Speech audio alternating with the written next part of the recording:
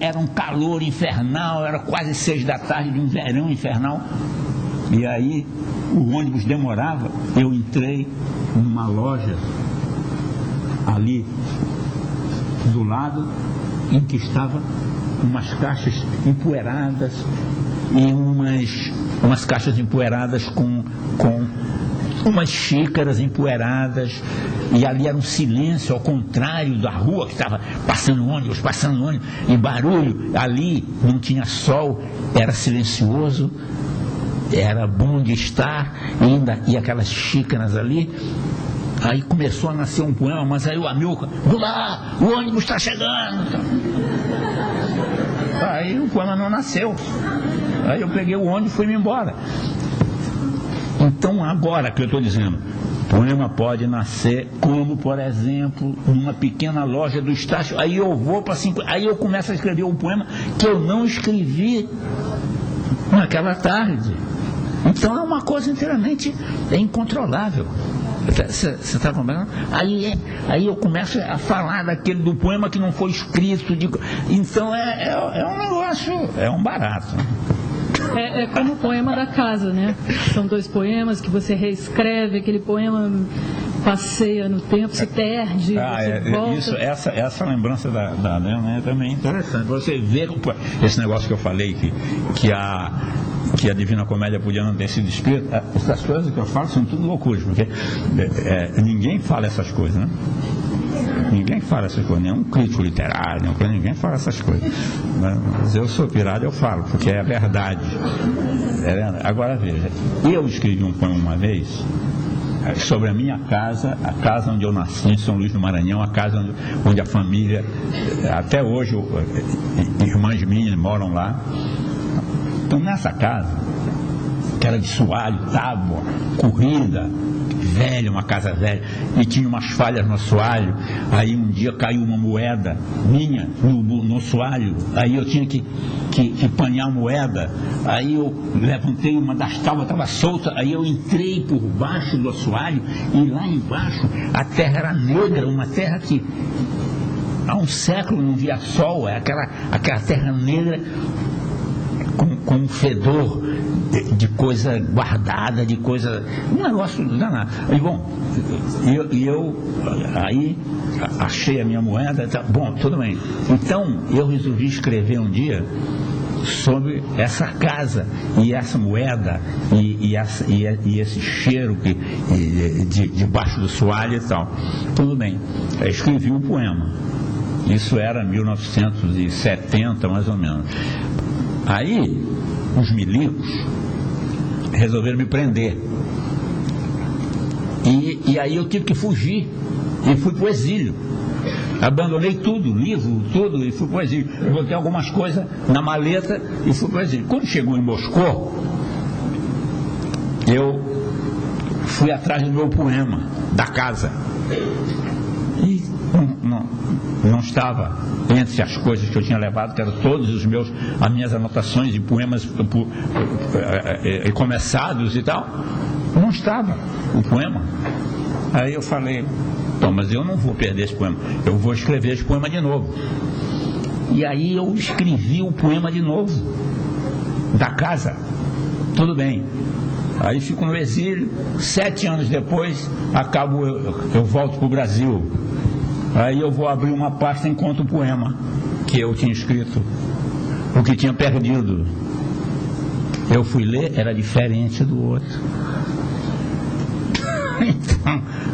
Então, vamos dizer, se não tivesse perdido, esse seria o poema da casa. Tá certo? Seria esse. Eu não teria escrito o outro, porque eu não sou pirado de escrever o poema que já está escrito. Eu só escrevi porque ele tinha sumido. Compreende? Então, isso mostra que o poema não é fatal. O poema é um acaso, ele é uma mistura de acaso e necessidade. Então, o poema que a gente faz, assim, é uma obra-prima, mas podia ter sido escrito diferente. Eu sei que isso é chato de dizer, mas poderia ter sido, mas eu acho fascinante a vida ser assim. sabe? Porque isso mostra que o ser humano, ele é o fazedor da sua vida. Você compreende? Quer dizer, ele inventa a vida dele mesmo. E se não é de um jeito, é de outro. Se o poema se perde, outro poema se faz. Tá certo? Agora, por que o segundo é melhor? No que ele é melhor? Ele é melhor. Mas você está falando de forma, de coisas concretas, ou ele é melhor para você? O menino que entrou embaixo do... Que o segundo poema saiu melhor que o primeiro. Está entendendo? E são um pouco diferentes. O tema é o mesmo, é evidente. Mas não são iguais, são diferentes. Uns dizem uma coisa, um diz uma coisa que o outro não diz e vice-versa. Mas o segundo poema é melhor. Por que eu não sei? Agora, por que eu considero melhor? Ele é mais... Ele vai mais fundo, ele é mais rico. Eu formulei melhor e eu refletir melhor sobre determinadas coisas que eu tinha dito no outro.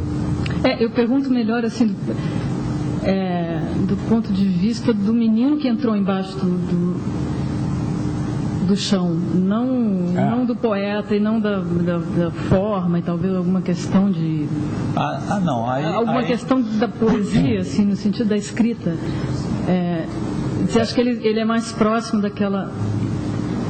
da sensação que motivou?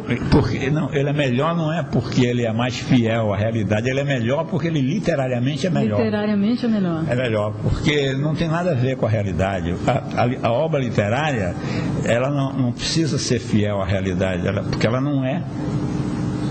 Ela é, como eu digo, não é verdade que Shakespeare tenha revelado a complexidade da alma humana. Não é verdade. Ele inventou a complexidade da alma humana.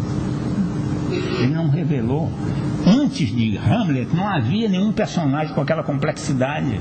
Não havia nenhum personagem com a complexidade de Ricardo III. Não havia.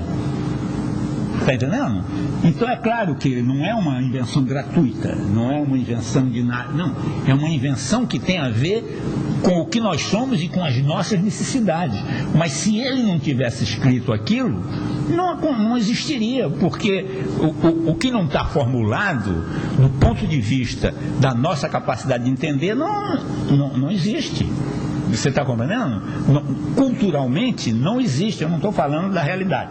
Pedra é pedra, pau é pau, existe independente. A pedra da Gávea existe independente de se chamar da Gávea ou chamar que nome for, ou e tal, porque ela existe lá nela mesma e tal. É outra coisa. Agora, uma obra literária é uma coisa criada. Ela existe culturalmente, ela existe enquanto eu sou capaz de entendê-la, de senti-la, e o outro de compreendê-la. Então essa que é a razão. Quer dizer, então, quando você consegue formular a coisa de uma maneira... Porque o primeiro leitor é você, não é isso? O primeiro leitor do poema que você faz é você mesmo. Você escreve, o primeiro cara o primeiro leitor, o primeiro crítico é você mesmo. Toda criação, ela implica um juízo crítico sobre o que está sendo feito. Você bota essa palavra, não bota ela, não, tá bom, não está. Tira, bota, não, corta. O fazer é criação e crítica. Porque senão não pode.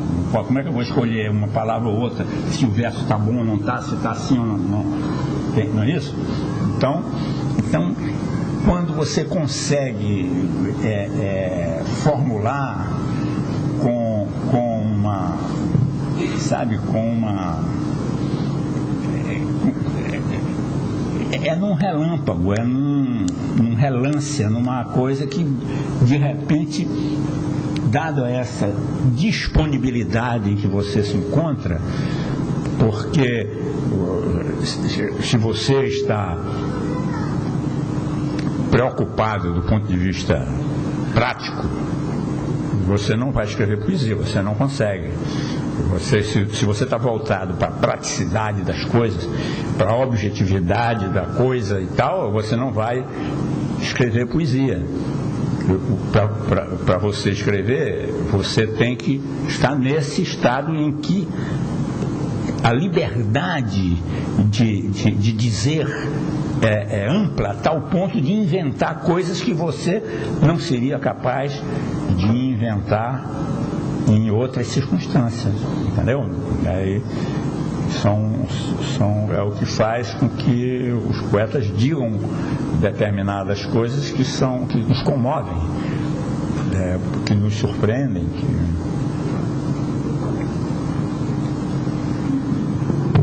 Então... Eu não diria que eu estou satisfeita, não ficaria satisfeita nunca, mas ele diz umas coisas, é um nível de impacto que a gente precisa voltar para casa e ficar uns anos com aquilo, com os ossos para roer, né? Você tem alguma coisa para dizer, mas você quer ler algum poema? Não é você que vai ler? Não, posso ler, mas não. Quero saber se você quer ler, não. Não, leia você. Vou ler. Eu estou ouvindo... mas era bom que... Eu tenho aqui. Você pode largar esse microfone. Porque a Adriana musicou alguns poemas desse livro aí chamado Um Gato Chamado Gatinho. Eu vou ler, estou ouvindo umas vozinhas assim aí na plateia. Eu vou ler, então não vai dar. Ficaram bem.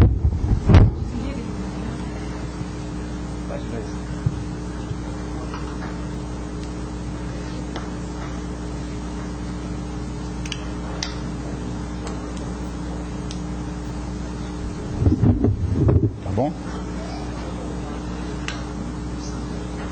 Tá?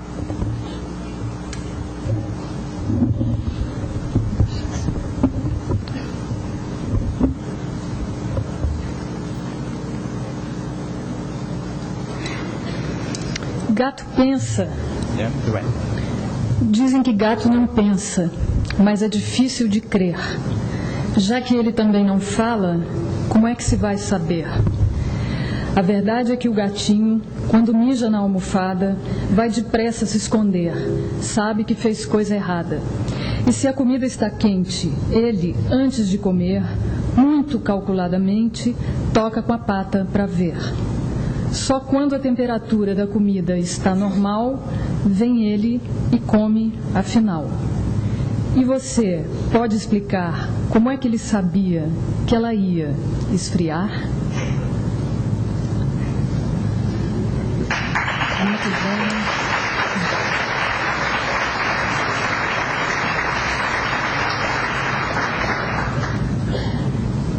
São muito bonitinhos, eu gosto.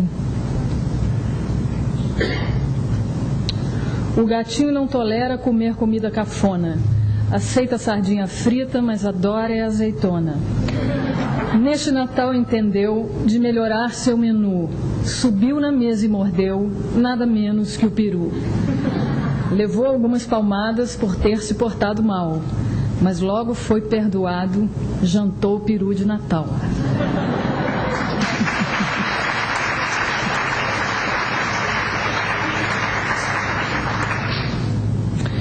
Para qualquer outro gato, gatinho não dá espaço. Em nossa casa ele impera, é o dono do pedaço. Certa vez uma vizinha, que era de fato uma tia, pediu para deixar seu gato conosco só por um dia. Mal o gato entrou na casa, gatinho se enfureceu, pulou em cima do intruso que, assustado, correu. Gatinho saiu-lhe atrás aos tabefes e às unhadas. Correram os dois pela casa, na mais louca disparada.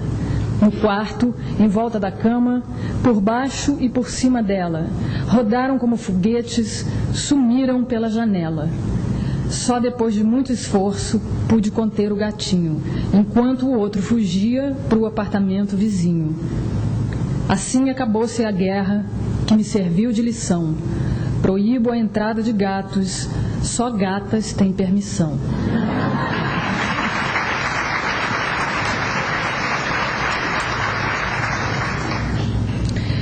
era o que eu tinha a contar sobre o meu gato Gatinho, que muito tem me ensinado de amizade e de carinho. Um siamês, pelo escuro, olhos azuis, cara preta, é o bicho, lhes asseguro, mais fofo deste planeta. É muito lindo. É muito lindo. Eu vou encerrar, então, com... Na verdade, antes de ler o Traduzir-se, que é o poema que eu ouvi na rádio lavando louça e de onde nunca mais fui a mesma, tem uma coisa que eu adoro que se chama Meu Pai. Meu pai foi ao Rio se tratar de um câncer que o mataria, mas perdeu os óculos na viagem. Quando lhe levei os óculos novos, comprados na ótica Fluminense, ele examinou o estojo com o nome da loja, dobrou a nota de compra, guardou-a no bolso e falou: quero ver agora qual é o sacana que vai dizer que eu nunca estive no Rio de Janeiro. Espetacular.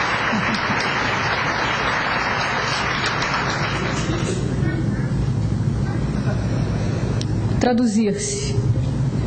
Uma parte de mim é todo mundo, outra parte é ninguém, fundo sem fundo.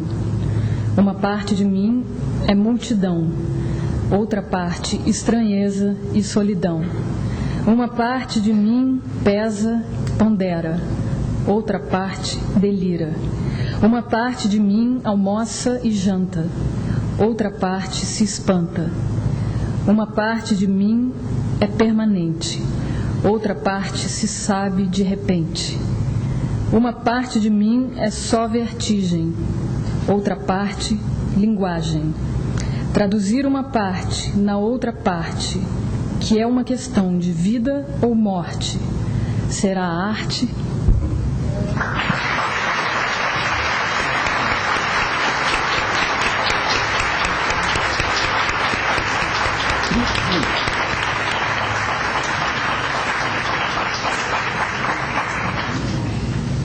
É isso aí, espetacular.